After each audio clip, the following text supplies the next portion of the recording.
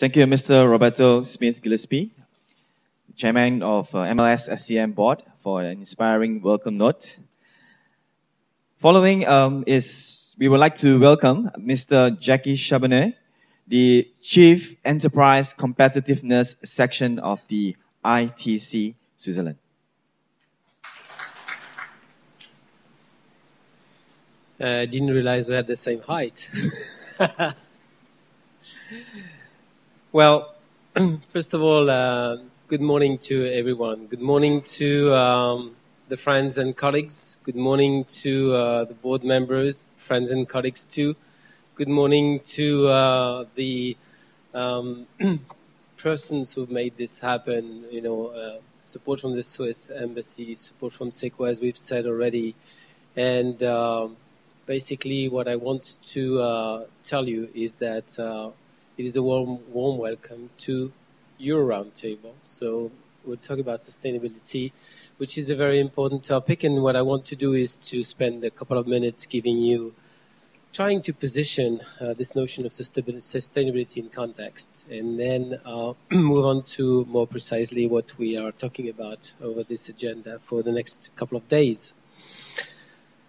Well, as Aisha mentioned earlier, the world is changing and transforming extremely rapidly. And we've been saying this for ages, but if you look at the combination of all these factors these days, which are, anywhere from the political and social environment that is changing in some regions of the world to, the economic environment in which we are, to, the environmental issues which we are facing.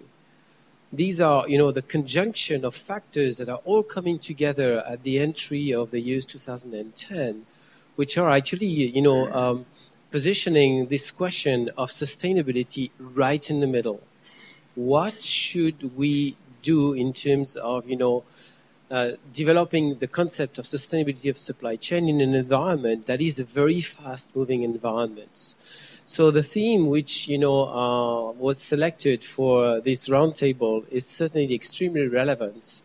And we should all acknowledge that we are and we will be operating under tremendous constraints moving forward. One of them, and not the least, is constraints related to our environment. Environment being the energy constraints, the level of renewable energy is available, and then we elaborate on that further on tomorrow.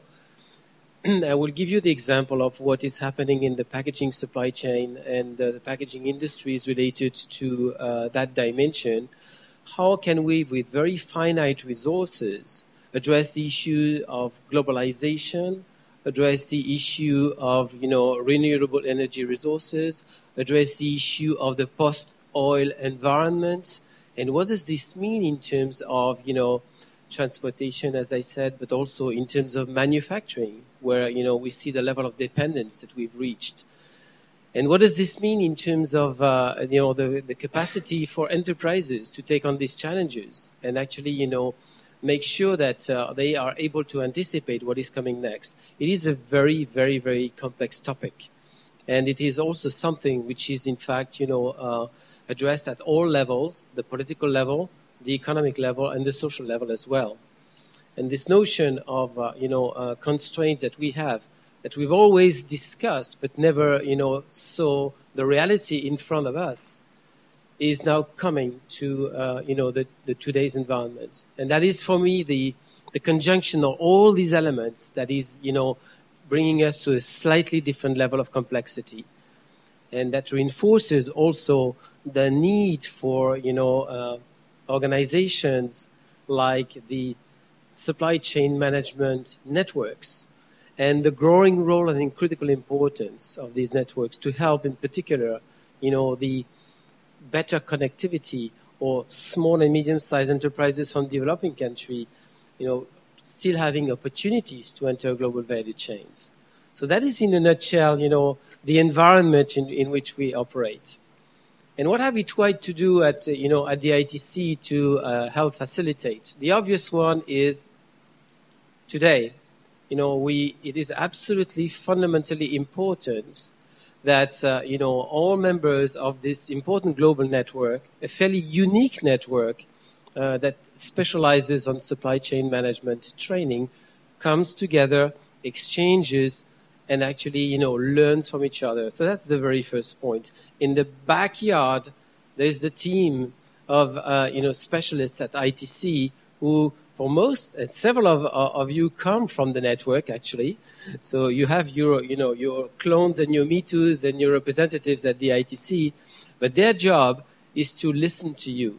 Their job is to look at, what the market wants and translate those demands and requirements into program designs and programs and training activities that correspond to the reality of today. So we don't invent anything at ITC. We listen and we try and translate what the demands are into programs that will be, promoted and marketed throughout the networks. We've talked a little bit about networks, but, we will elaborate more on it later tomorrow. As a matter of fact, Aisha indicated that, the work that we've done over the last 10 years on the supply chain program has achieved what it has achieved, and this is the proof today. But what we want to do next is go way beyond, which is in fact this notion of connectivity across all the networks. Aisha indicated the work that we have started in Africa, which is in fact to make sure that all the networks know each other across the board, all the ones that are supporting the exporting SMEs, that all the experts can be, drawn to actually provide expert services to these small and medium-sized enterprises in their ability to connect with, larger businesses. And that is absolutely vital and essential. We've operated too much in silos, and one of the tasks, of my personal tasks, is actually to break these barriers and make sure that, two things happen. One, which is that, we network the networks to provide superior visibility. And second, that we network these expertise networks to the demand side, which is in fact, to some extent, government organizations, trade promotion organizations, private networks who need that expertise.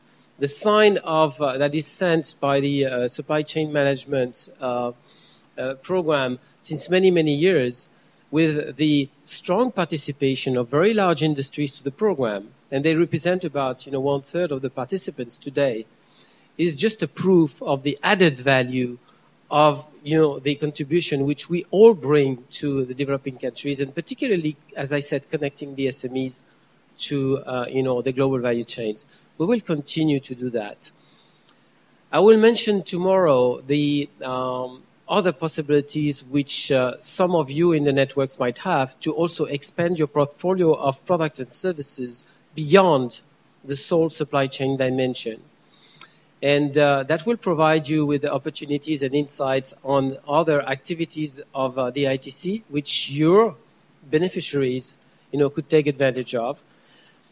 Nadia Benamar, who's just, flying in as we speak from India, will be available. She will join us later in the day, as well as myself, to actually, anytime during the breaks and so on, provide you with more insights and visibility on these other programs. So we want to scale up. We have ambitions. We have a challenge, which is this notion of sustainability. But the advantage is that, we've got some of the brains in this room, and also all the colleagues that have not been able to come to the place, which is, a fairly powerful proposal when we think about it, in terms of the ability to think global, but, with all the local heads around to help us get that, major challenge successfully taken on by these small and medium-sized enterprises. I will stop here. This is our meeting. This is your meeting. I know this is about hard work. I also know it is about enjoying. You have become friends over all these, circumstances, and I wish that you enjoy the working sessions. I also wish that you enjoy the inspiring speeches from our guest speakers who have taken their time to share with us their experiences.